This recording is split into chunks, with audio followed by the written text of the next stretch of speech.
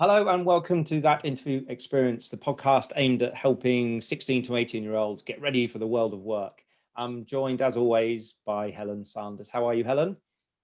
I'm awesome, Ash. How are you? You're always awesome, aren't you? I really am always awesome. How is Helen? I might next week, I might say, I'm joined by the awesome Helen Sanders, and that will just take the wind out of your sails. No, it won't, because my head will just go. Whoop. So we are joined. Why don't you do the introduction today, Helen? Because Helen, we are joined by the only other Helen I know, Ash. Really? And clearly, the very fact that her name is Helen, she is the only other Helen. It's Helen Moloney from All Things Web, based nearer my end of the country, at the end of the M4. Well, English M4. And Helen, thank you for joining us today. Why don't you tell us a little bit about who you are in like 2 minutes, and then we'll move on to that interview experience, as it were.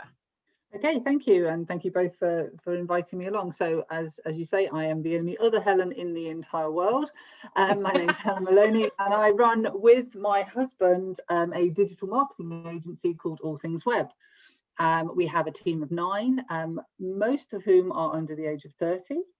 And we provide digital marketing solutions for businesses. So that could be things like getting them onto social media. It could be building them a website, making sure that people see that website, and really helping them to market their business, get new customers, and grow. So yes, that's what we do. We are currently without a home, but we are opening some new offices in the Cotswold Water Park in about a month's time, which is really exciting, having had 2 offices last year, and then we closed them both because of COVID, and now we're all coming back together as a team, having had a year apart. So we're really looking forward to that. Fantastic. And you've had a couple of go on, Ash. Go on. I was just going to say that's really interesting, because actually you're coming from a space that a lot of young people that we're speaking to are aspiring to get into. I mean, you said most of your team are under 30. I don't think I know any digital marketers over 30. It seems to be a Helen. You know Helen. Apart from Helen, but Helen is boss, one. Yeah. But so yeah, it's fascinating, because I think it is a space, along with the creative space, that's really that they're 2 core areas. Funnily enough, when we brought our speakers in recently, we did a kind of forum and asked the students, who do they want to hear from? What careers do they think they're interested in? And top was creative. Second was digital, and third was finance. Really okay. Yeah, finance. Yeah, and then psychology and law after that. So we were able to group right up there. I think sort of 30% of the 87. So that's quite a high number. There's about 20 of them said I want to go into web, digital, startup, tech, that sort of space. So very relevant. Helen, you were going to ask a question. I was going to say, Helen's had, your team's mainly under 30, but you've had apprentices come in. So you've got the experience of interviewing perhaps people who you were probably their first person that interviewed them. So I'd imagine you put them at their ease. What is it that you look for, or that you did look for, when you were looking for those apprentices, those younger people in your team? Yes, they were actually, a lot of them, it was one of their first ever interviews. And I think it is some of it's around the basics. You'd be surprised how many didn't turn up on time. You'd be surprised how many couldn't come along, but actually never bothered to tell anybody they weren't coming. And so some of the basic fundamental things that people forget about, it's just because although they may not have wanted to come to the interview, you don't know when you're going to bump into that person again down your line in the career. They could be the person that's going to give you your dream job, and they remember you from a previous interview. So certainly some of the basics, making sure, and again, simple things, I think it was the planning piece. So some had to travel by public transport, and they hadn't realized the time that the bus routes would take. So some basic planning, things like that. Some good points. Equally, a bit of research about the company that you're going to, we always make them very easy, but we do try and always ask any candidate coming in for a job, what they think they know about the job. And obviously someone like yourself, Helen, will have briefed them on the role, but again, to get their understanding of the role, because it can vary quite a bit in their head. The whole creative space, you know, there is a lot of, I suppose, excitement about, you know, you're going to be doing all this sort of blue sky thinking and things, but equally, particularly with digital, there's a lot of number crunching and data analysis that goes on behind it. So it can be quite dull. It can be, you know, keyword research, not necessarily exciting. But yeah, so things like that, but also the company. So, you know, just taking the time to look at the website of the company that they're going to, and just understanding a bit about perhaps the culture or what they offer. So again, it's around that, like anything, isn't it? It's that preparation and planning. Some of them were really well prepared, and they brought along, you know, portfolios of things that they'd written, and things like that, which again, it's just, if you're looking for that sort of little bit of initiative, or someone that you feel has got a bit more of a hunger perhaps for the role, you know, if they've done that bit of prep, you know, or brought some things they've written before, or even you know, given us a website that they've kind of helped to build, or a podcast that they've recorded, whatever it is, you know. So I think if you're looking at creative space, I get some CVs that come through occasionally, and some people that are really, they've built their own websites, they've done a YouTube video, and they send them along, and you know, anything like that that makes you stand out. Again, another sort of fantastic. Yep. Yeah, absolutely. So you've touched on the kind of the pre-interview bit there. Yeah. So some people will send you a link to their YouTube, or send you their portfolio, for example, by email, or I wonder if anyone's ever gone old school and sent you anything in the mail. That would be interesting. We'll talk about that another time. But what is it that, in order to get an interview with you, Helen, if I'm an 18-year-old, what do I need to show you? What evidence do you need to see for you to go, I'm intrigued by this person, apart from my name, because clearly that would get me the interview in the first place. But, you know, I have to change my name to Helen, clearly. No, because Ash, you know Helen now, so she will, you know, she'll open the door for you. It's all good. But what do you need to see? What intrigues you when you read? Essentially, if they haven't sent a portfolio, you're just going to see their CV. So what is it that you need to see? I think it's a bit about who they are. It's understanding them and their personality and what perhaps drives them. I think we can all list on CVs, you know, qualifications. So yes, you are looking for some relevant qualifications, but actually it's more around perhaps that bit about who they are. So, you know, what they do outside of the school, you know, the organizations they belong to, perhaps they're a keen scouter or something like that, or things that they do in their spare time. You know, my 10-year-old loves YouTube, wants to be a vlogger, you know, and he does make little videos, but you know, if that was his aim, you know, what is he doing to help achieve that? So you want to understand a bit about them, what drives them.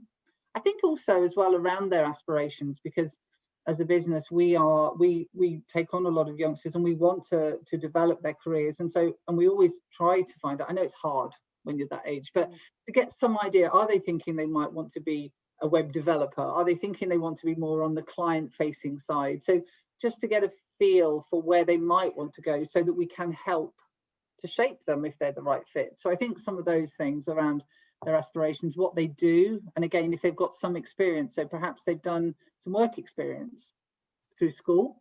We've taken on work experience people again, so if they've had some work experience, or you know, things like that, again, it's just giving you those sort of insights into that creative stuff. So again, they might write short stories, or they might, you know, whatever it is they do in their spare time, I think. Actually, so on hobbies, and I love people putting hobbies on regardless of age. It could be because I'm nosy. It could be because actually that tells me more about them. So if someone wrote hobbies and then short stories, that's not as powerful for you than them saying writing short stories. And then almost, you know, in lockdown, I wrote 48 stories, you know, something that's a little bit more intriguing and interesting, just to pique your curiosity. Do you think? Yeah, because I would, so if someone writes you know, I read a lot, you know, that's fine. But if they put something that's actually, as you say, then you've got to ask a question, haven't you? You know, if it's not it's on the CV and it's there and it says short stories, you'll be more like, well, what do you mean short stories? Do you read them? Do you write them? You know, so yes. It's starting a conversation.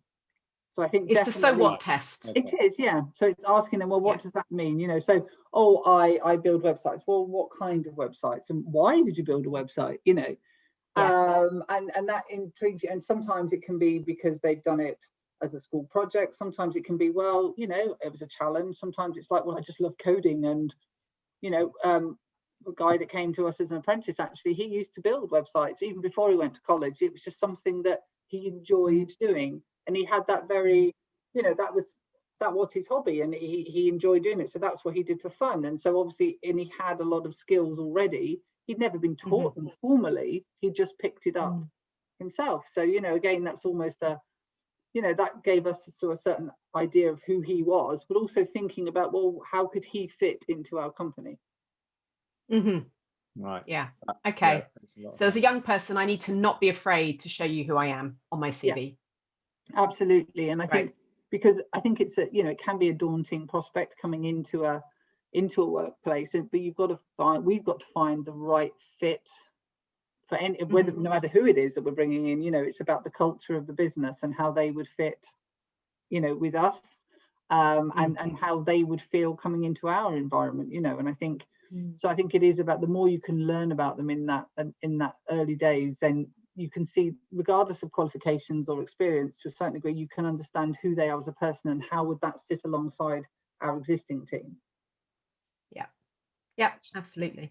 Yeah, that's really, really interesting insight, isn't it? It's just because it comes back to that whole tailoring the CV or the application to the role. And it's not that you should dismiss and not show who you are if you've got hobbies or interests that don't have anything to do with digital marketing. But if you do, and you understand the business and you understand what skills might be required, then to highlight those skills in your portfolio can really stand you apart from other people that perhaps don't have those relevant skills.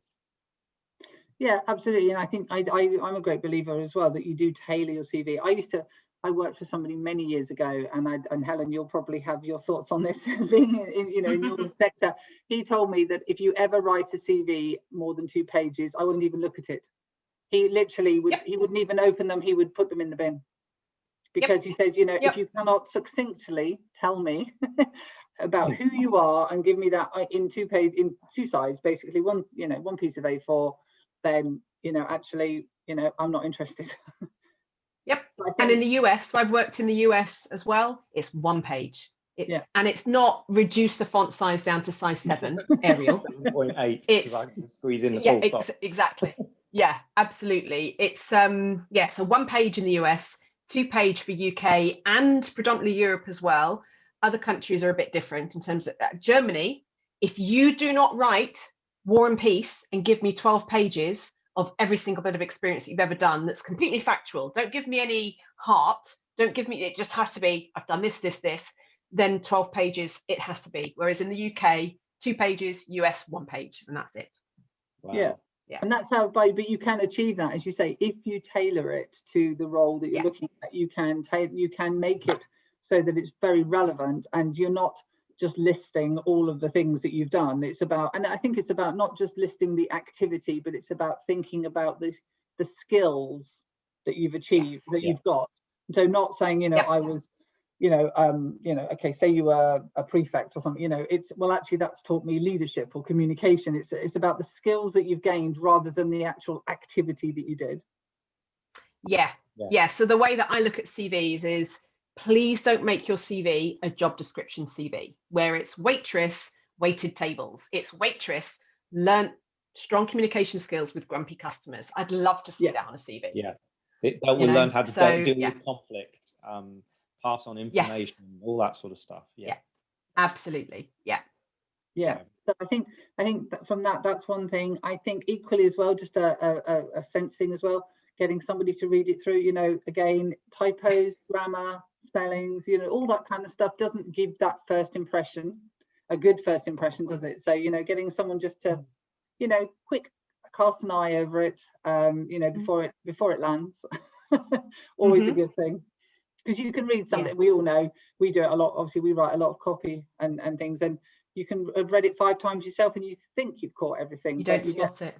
Fresh pair of eyes over it, and they pick up that, and it's not necessarily a typo, it's the fact that you've used the wrong there because you've done it on a computer and it's put the wrong word in. Yes. And top tip. That's my excuse anyway. Well, go on, Ash. Well, top tip for reading, for checking short copy, is read it backwards out loud.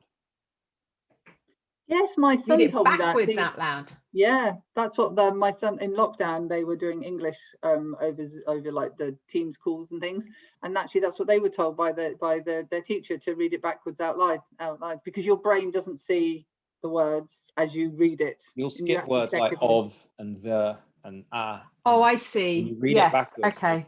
It kind of reframes. Your brain is forced to actually work, so it picks up every single word rather than skimming. So you pick up the errors really quickly. Yeah. I like that from an editor. Yeah, and it also triggers something else in your brain. So with my broadcasting background from the BBC, obviously if I'm going to write a sports bulletin, which has to be 3 minutes long, I do have to read it out loud before I go into the booth and read it. And it's amazing. It actually triggers something else in your brain that does have to read the ofs and the wids and the ands. So yeah. But reading it backwards, I could have done a sports bulletin backwards. That would have been interesting. Backwards bingo. That would have worked, wouldn't it? Yeah, okay, exactly. Yeah, Helen. So, what's your favorite interview question to ask?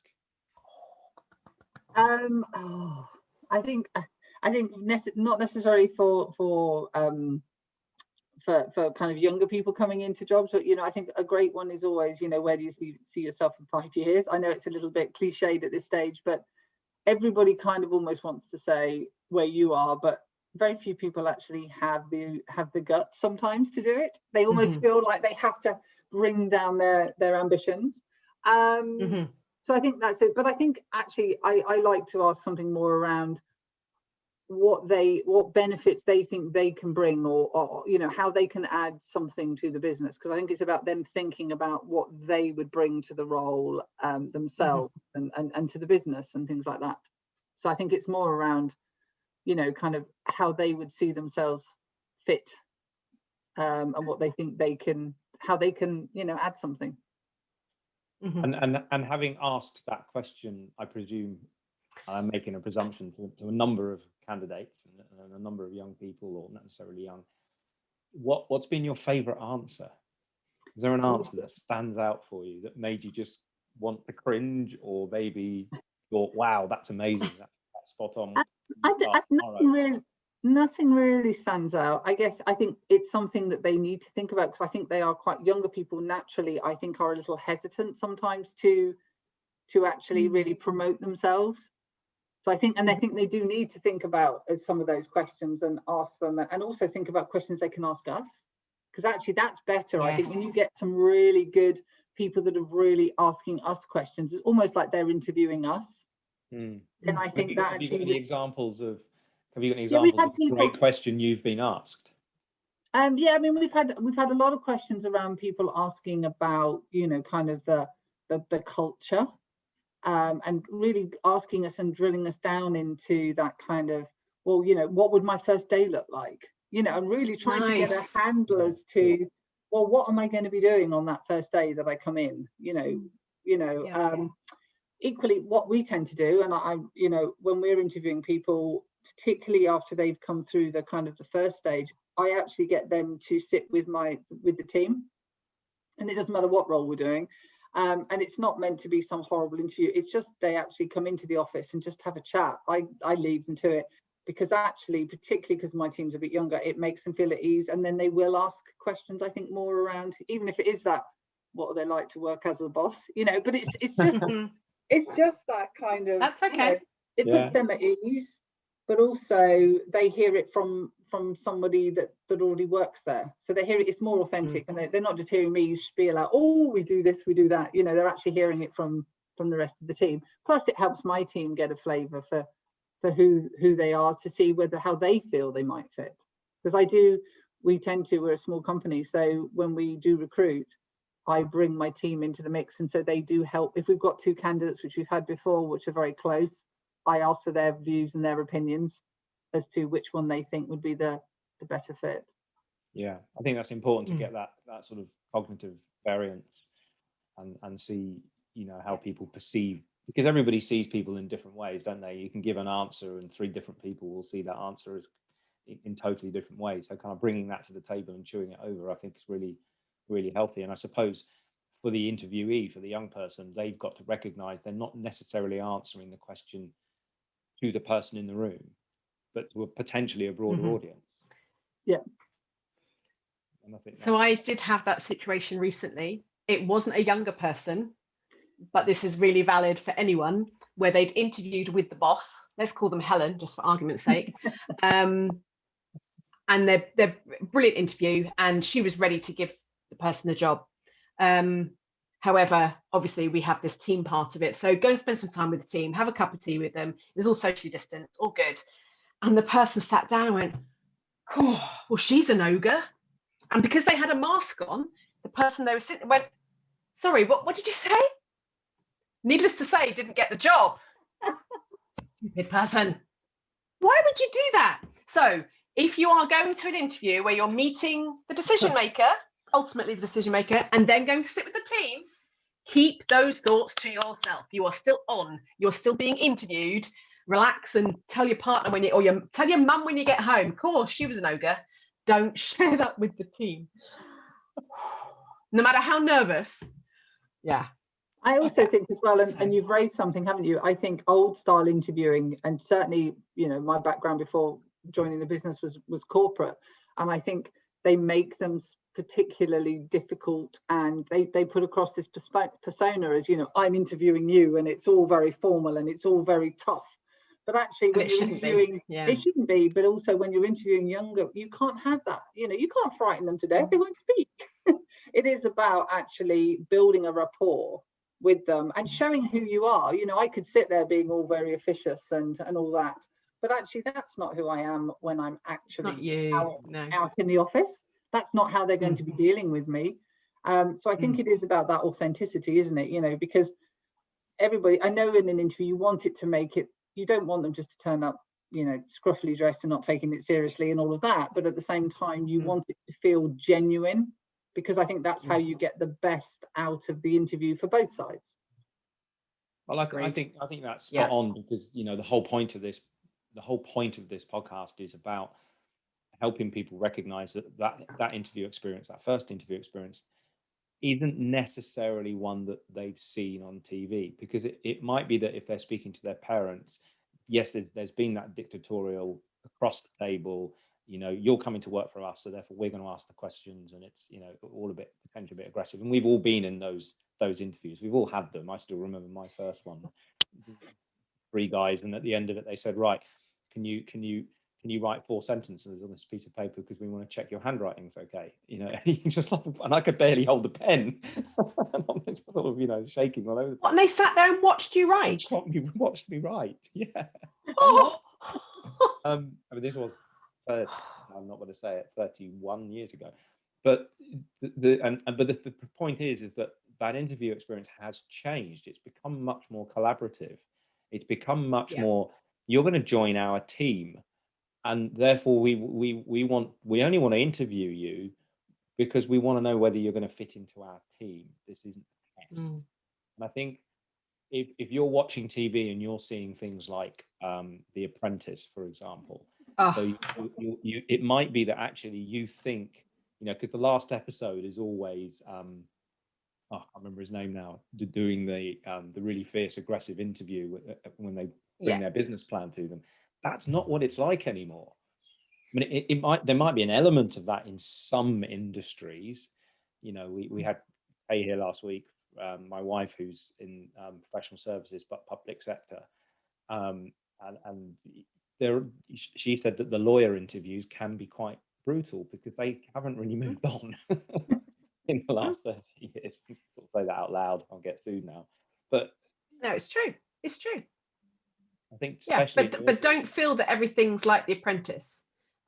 Although if I'm a young person and I like those interviews and I get excited and intrigued and think, God, I'd love to be interviewed like that. Go find those companies where that is their style, because that's what you're being drawn to. If someone comes and interviews with me and we interview over lunch, let's say, not now, but post-pandemic, if you're not into that, then we're probably not going to get along, because food does come into my working day quite a bit.